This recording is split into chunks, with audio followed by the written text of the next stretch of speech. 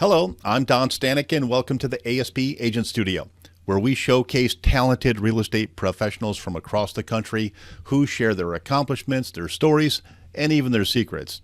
At Agent Smarty Pants, we firmly believe that no one truly succeeds in this business by themselves. Our hope with the series is to both teach and encourage others as they walk out their professional journeys. Let's get started. All right, so today in studio, we've got Melissa Huk. Melissa Huk has dominated San Diego market for quite some time, and she continues to do so.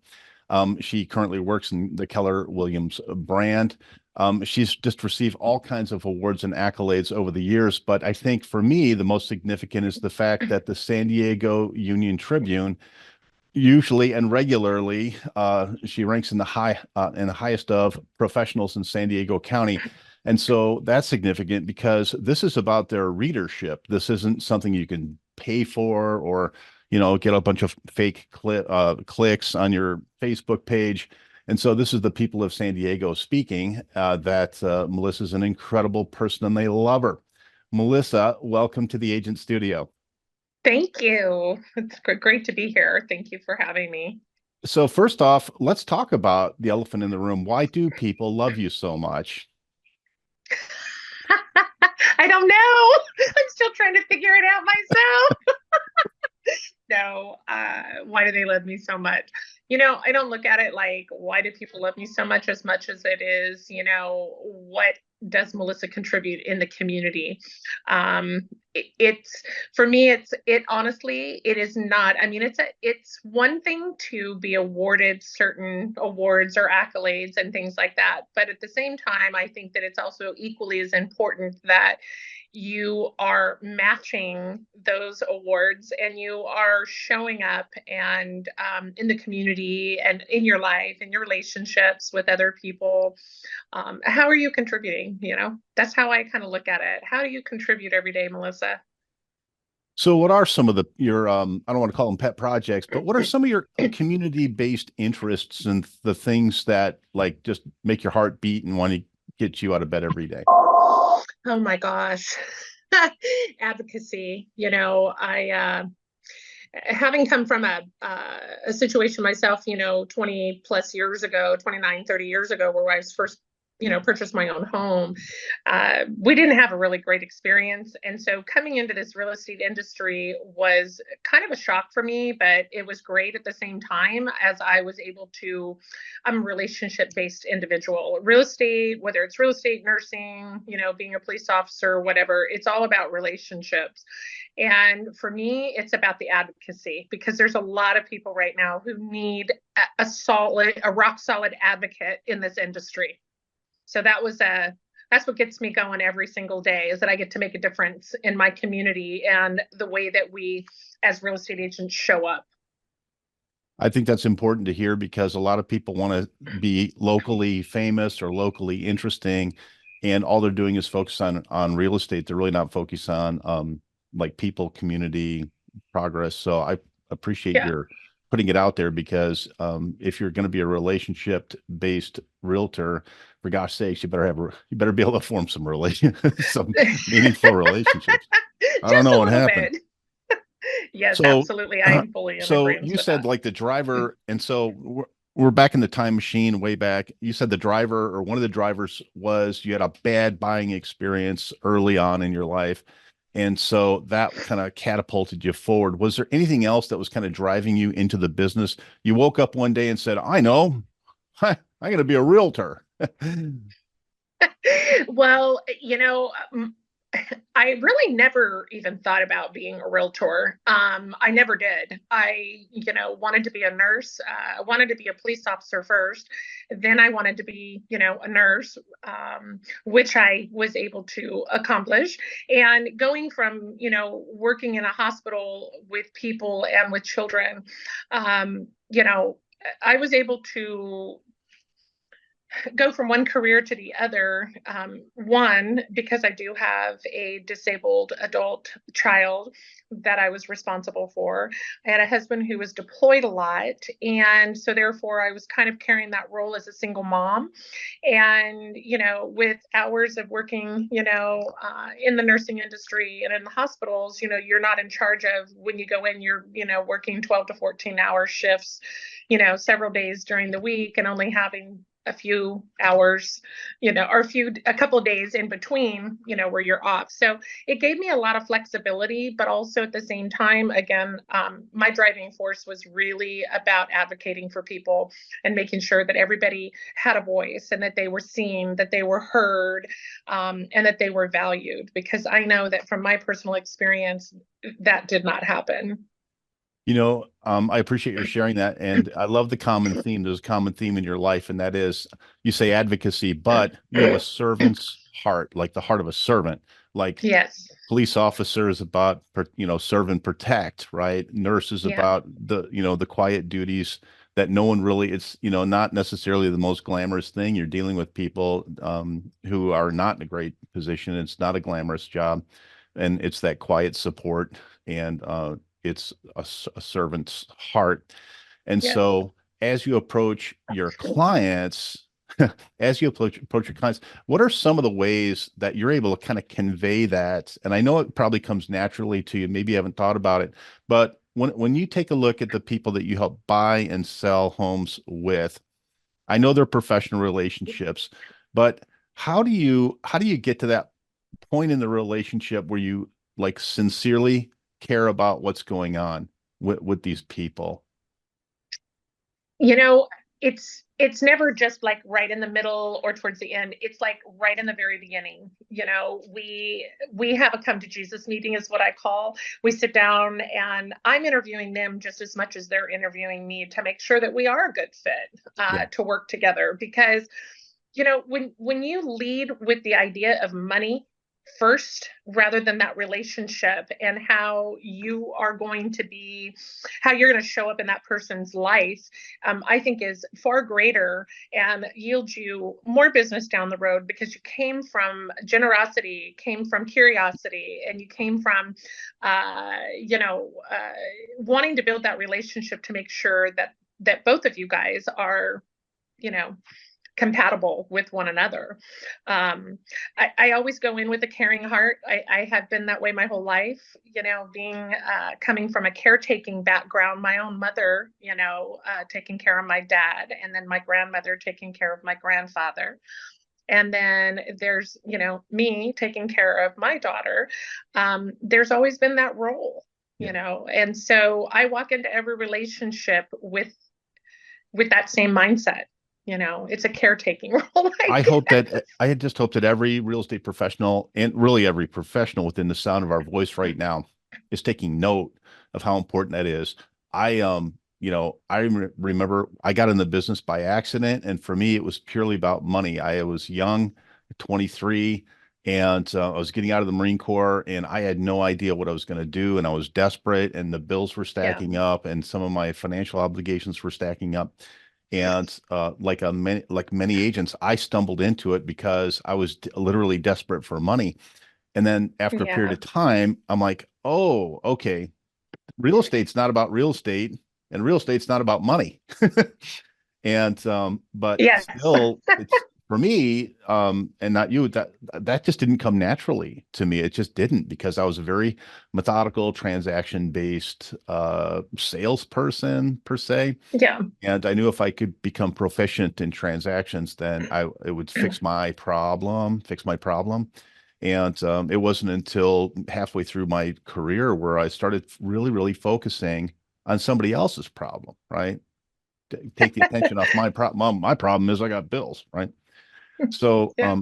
I really appreciate you sharing that, because I think the earlier you learn that in your career, the better off you're going to be. Because if you're just chasing after dollars, you're going to make Yeah. money in good markets, and in bad markets, there's a likelihood you're just going to go out of business. So, It's exactly right. And that's what we're seeing in our industry is, for a lot of agents who are seasoned, this is my 29th year, having a license as a realtor here in San Diego. I'm a native here.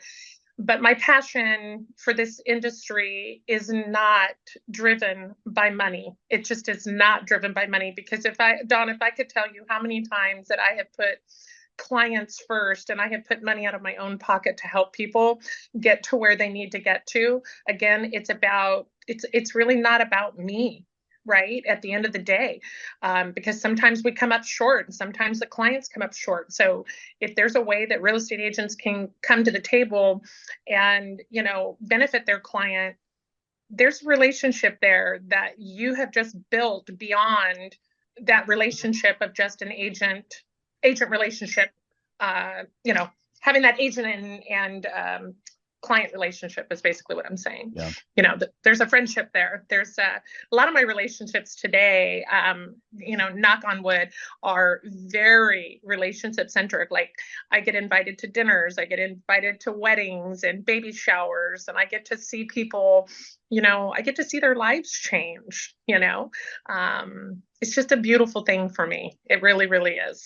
Yeah. And that's still where I get a lot of excitement. I'm glad you shared that, because if you're an agent and you're out there and you're struggling for, well, yeah, I want to do this, I want to do that.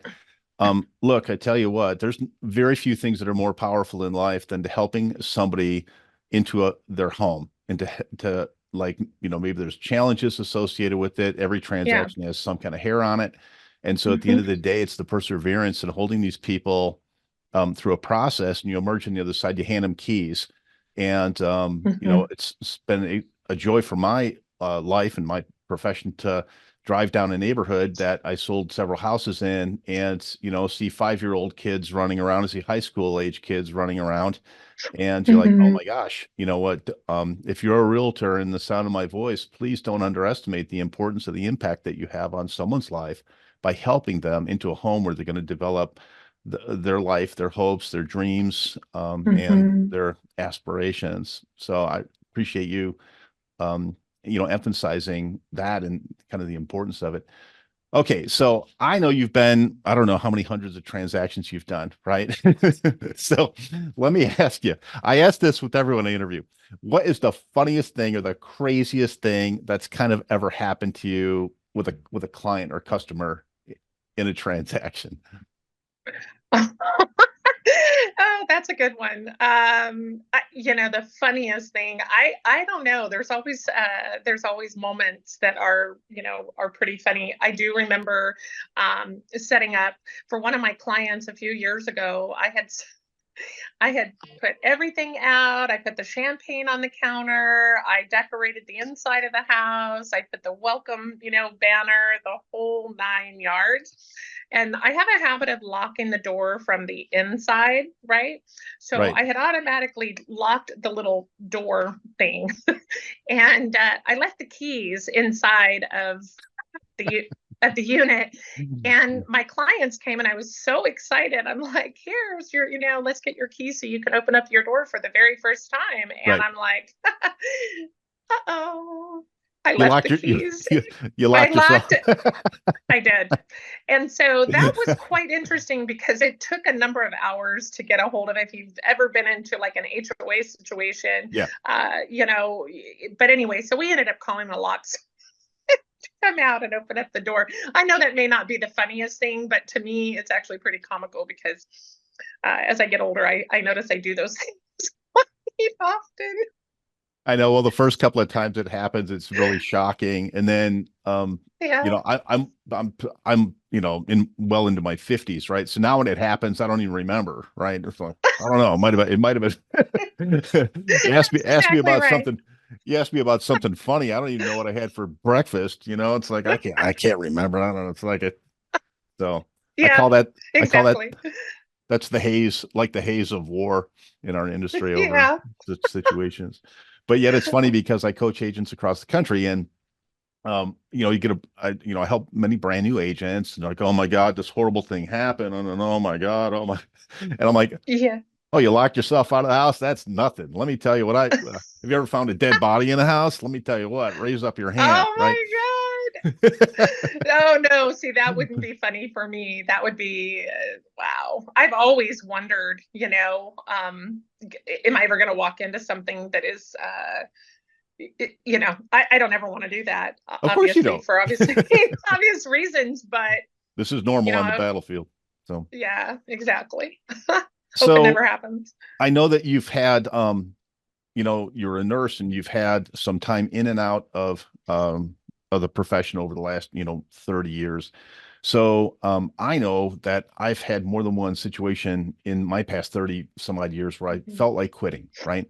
So tell us about a time when you thought about just throwing in the towel and quitting, and more importantly, tell us why you didn't or how you got past that. Oh my goodness. I mean, there was plenty of times in real estate, especially in the early years as a realtor. I started doing really good when I first got into real estate. And the very first year, I was Rookie of the Year with Prudential California Realty in Rancho Bernardo. Nice. And yeah, it was really good. And then I went through a very unsettling divorce with two small kids. And unfortunately, the financial aspect, because real estate does take money. It really does. It takes money for marketing, it takes money to do things, to go places, association, Yep. and it takes money. And it was money that I really did not have. So I had to take a back seat for a little while, and I had to take on a couple of jobs. I worked as a barista for a while, Nice. because it had with Starbucks of all places. But my idea of working for Starbucks was really only because they had a real estate division that you could only get into if you were you know, inside with Starbucks, because they only hired within. So, and it also had benefits that were very, that I needed at the time, because I didn't have any benefits at all, and I needed those in case there was an emergency of some sort. But anyway, fast forward, I worked for them, and then I also took on a job as I worked at a jewelry store for a number of years. Became very familiar, and I managed the diamond section, and traveled, to Florida and things like that, picking out the diamonds and stuff. It was actually quite interesting, and I became a certified diamondologist. Oh my gosh. Yeah, and I did really well in that industry. In fact, I was just looking yesterday at all the watches I bought. you know, uh, as I was working in the jewelry industry. Yep. So I held multiple positions to be able to make ends meet as a single mom and raising my children. Um, so and it got to a point in my life where I was kind of broken. I kind of just didn't know the direction I was going in.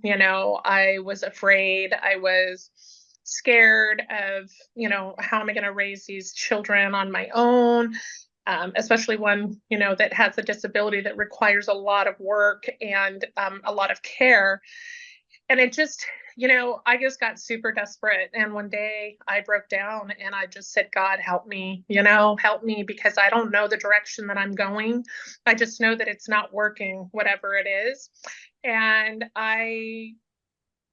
something changed for me at that moment. It was like I got on my hands and knees, and I know I'm not trying to preach, the Bible or anything like that, but I have to That's tell okay. you, Preach it. I have to tell you, I am, I come from a Catholic background, and church was a very, very intricate part of our life on a weekly basis for our family. But I literally got on my hands and knees and cried and just kind of gave everything to God and said, I can't do this anymore. I'm broken. I'm hurting. I'm sad. I don't want to be this way. And something changed for me. It's like my world started changing. Opportunities started to come to me. I didn't know how they were going to come to me. I didn't plan on how they were going to come. I didn't write out a plan. There was a shift, some sort of something shifted. And from that time forward, I was able to pick myself up. And believe me, there were times where I wanted to quit, but I never did quit, because see, quitting isn't an option, in anything. It doesn't necessarily mean if it's real estate or if it's just not quitting, period. You're going to come through your ups and your downs and your highs and your lows and things like that. You're going to have haters and lovers and, people who love you and hate you and whatever, it's just, I put all my faith in God. And I just started to change that direction of my life, and it literally hasn't stopped since then. I really appreciate your sharing that. We live in such a politically correct world, particularly around real estate. It's like, well, I'm not going to talk about this, and I'm not going to talk about that, and I'm not going to talk Yeah, about this, and I'm not going to talk about that. Well, as a result, you become a very vanilla person who's just right, not really a very interesting person. It's, right. if you're out there making a difference in the world, let me tell you what, you're going to face opposition. And I appreciate your advice, and that is don't quit, right? Don't quit. Don't quit. So many times so many people get 99% of the way there, and they just have to get through that next day or that next week, or, it's a short time. They're at the end, and Yes. relief will come, but for some reason, they can't bear it, right? And they make a Yeah. change. And unfortunately, in my opinion, this sets up a Mhm. barrier for them no matter what they try to do in the future. They don't ever really have that moment, that come to Yeah. Jesus moment, or that moment of Hmm. truth where they find like substantial like rebirth, right? Transformation.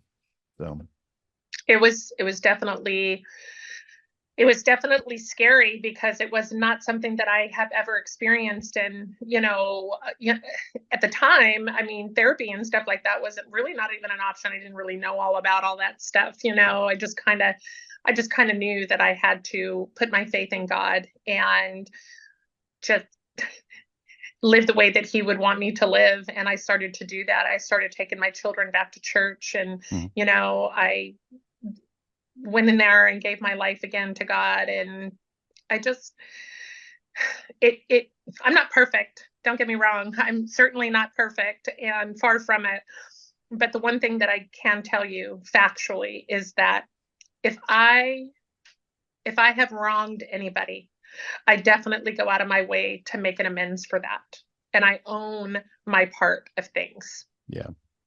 That's awesome. That's another great piece. I think a lot of people chase around blaming, and a Pointing lot of bad things. fingers. Yeah, a lot of bad things happen to us. There's no doubt about it. And Yeah, some of the bad things that come our way, we've created ourselves, right? But that's not, right. but still, bad things happen to good people all the time. So all Yeah. right. So you have just done it a lot, right? You've done a lot in your career. Hmm. What is something that you feel like you still have to achieve in this industry? Like what's something that you feel like, man, I'd really love to wrap it up with this, or wouldn't it be great if this thing, right? What's left undone for you, do you think? I don't think anything is ever left undone. I mean, I think, well, I don't even know if that was the right words to use. There's always something, especially for people like myself who come from contribution, unity within our community. There's always someone to help. There's always something that needs to be done. And I think if there's one thing that I could do to start to make a difference is share my story and let people know that you can come from adversity, you can come from hard times, you can come from not having a silver spoon in your mouth, and teach people walking by faith and to never give up and to keep going and to find the thing that burns that passion within inside your heart that makes you want to get up each and every day, that makes you want to make a difference, whether that be finding somebody in the community that is going through something and maybe they lost a parent, or maybe they lost. I've helped people in my community who, these two kids lost their mom to brain cancer. Mm, I saw this story on my Facebook page, and it literally left me sleepless. Like I couldn't sleep. And so I reached out to the young girl. I even reached out to the dad, and come to find out the dad was battling with brain cancer a year after the mother died. oh my gosh. And the two children had to quit school to go to work to be able to Hey. pay for, the rent and the bills and things like that. It was just a very heartbreaking story. And I started going through the community and the news crews and, the news stations and the radio stations and stuff like that to get the word out there about what was happening to this family. and how unfortunate it was that two children in high school, no fault of the parents, obviously, Right. it just, sad circumstances. So we had the news station come out, do the story, talk about the mother, talk about, the children, where they are, what they needed, and also to try to ask the community for some support during this period of time for this family. And the outpour of love and dedication from the community was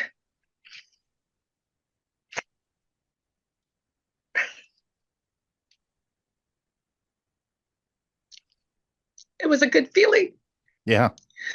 It was a good feeling because money started coming in to pay for their bills. Money Yeah. started coming in to pay for other things, groceries, food. We were able to work with a car dealership to get the daughter a car, Nice. and the money that we were able to raise for this family allowed both children to go back to school. The daughter graduated from high school, went to college. The father is in remission from brain cancer, Cool. living his best life, and still lives within my community. So if there's anything that I can teach people is don't be selfless, not selfish. Be selfless. Look around you, find something that doesn't sit right in your own community, and try to find a way to be able to make a difference in somebody else's life. Because if you're only making if you're always worried about you and about how you can change, in the process of you changing, you're changing other people. But look around you and open your eyes and share what you have with other people, because it just takes one person to make a difference. So the moral to the story is that you can actually use Facebook for something other than putting pictures of your food on there and picture, pictures of pictures of your neighbor's cat who just had a litter of puppies. What? Pretty much, yeah. So I My use God. Facebook to look for So lots of look, I things. tell you, you're scrolling through Facebook, but here's the difference. Somebody with a service heart gets convicted when they see Yeah. something, right? Yes. Man, oh man, Yes. Melissa, Absolutely. I think you're an amazing person, and thank you so much for spending some time with us. First Yes. off, is it okay if I share your contact information on this video? Direct people, do you have a website or a telephone I number? do. Okay. I do. Okay, Yeah. So so I'll add to your website to the bottom here. And then like, are you open to talking to people if somebody wanted to ask you a question about something or get a hold of you? You seem to be I very generous. absolutely would. I absolutely would. Yes. That's one thing that I can tell you that I'm very good at, is setting aside some time to answer people's questions and to talk with them and to share. I've been through my own share of traumas in my life, and I would love more than anything if somebody is struggling, or they just need to ask a question. Feel free to pick up the phone and give me a call. I'd love to be able to help you. Next step. Thank you so much, Melissa Huck, Yeah, for being in Don. the agent studio and sharing your story. And Yeah. it's been powerful testimony because there are so many people in our industry that think that success is just one mountaintop to the next mountaintop to the next mountaintop. And the truth of the matter is, there's a lot of work that gets done in the valley. And just thank you for your transparency and appearing with us today here on the Agent Studio. Absolutely. Thank you very much. Okay, it's a wrap.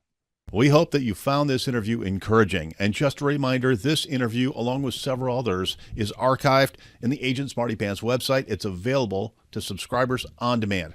I'm Don Stanek. Now get out there and make it a fantastic day.